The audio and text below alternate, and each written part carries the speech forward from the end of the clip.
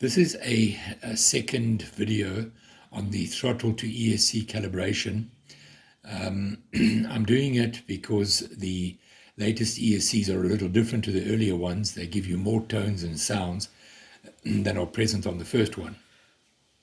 So, and also because when you power up the boat initially, you get all kinds of lights and tones and sounds that you don't know which ones to follow exactly when you're doing the calibration. So if I turn the boat on, I get the boot up sound, then I get that sound, then I get another beep, and another tone. So just too many.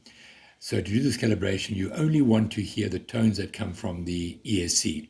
So to do that, we basically going to remove this cover and unplug this little lead here where it's marked buzzer. You take a flat screwdriver and you just clip the clip out. I'll take it. Let me do that. You just push down on top of the plug.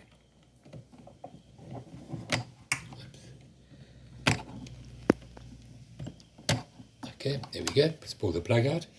Okay, so when you now put the boat on, you're going to hear just that sound. Now, this is the new ESC, so it gives you the beep, and then it gives you 6 single beeps, and that tells the operator that there are 6 cells in the battery. That's different than the earlier ones, which doesn't tell you that, unless you've made a specific setting on the programming card. But besides that, so don't be confused. If your boat doesn't give you those 6 single beeps plus a single thereafter, don't worry. That means it's got an early ESC. So this. All right. I can also mention that you'll know if your boat's got the earlier or the later ESC by virtue of this green dot. Every boat or radio system that has got a green dot has got a new ESC. It means the radio has been set up a little bit differently. You'll see the trim controls are fully down there. There's a green dot. That means it's got the new style ESC.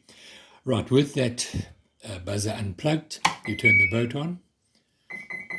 You just get only the sounds coming from the ESC. So to do the calibration is simple. Switch the boat off. Check the settings of your switches. The sail mode switch in the center. The save waypoint sailing switch up. The trim control in the center for the rudder stick.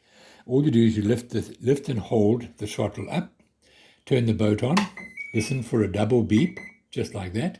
When you hear it, drop it down, and you'll get those 6 single beeps followed by a single beep, by 1 beep, and that means that you've done the calibration. So if I lift now it responds perfectly. So I also should have mentioned that when you do this calibration, that should be in manual mode. If you attempt to do it in this mode, I'll hold it up, put it on. It actually doesn't bring up any of those tones. So importantly, to do this effectively, manual mode, lift the throttle, put the boat on, double beep, let go, single beep. All right, now you may wonder why the beeps have gone very faint. Interesting enough, the beeps are generated by the motor acting as a speaker.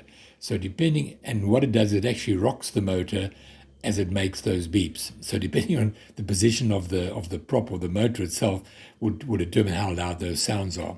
So I've just rotated the prop here with my finger. We'll try it again. Now it's loud again. Sing double beep. Single beep. Okay, if you don't hear it well, you can just open up the battery compartment and you'll hear the sound better. And that's it. Once you're finished, you would put the power off, put the buzzer plug back in, and then go over to auto so that you get the normal GPS start. Okay, after you've put the buzzer lead back in and you put this plate back into place and you put these 4 screws in, don't over tighten them. Just when they hold the cover down, that's as tight as you make them. There is a gap between the plate and that socket there.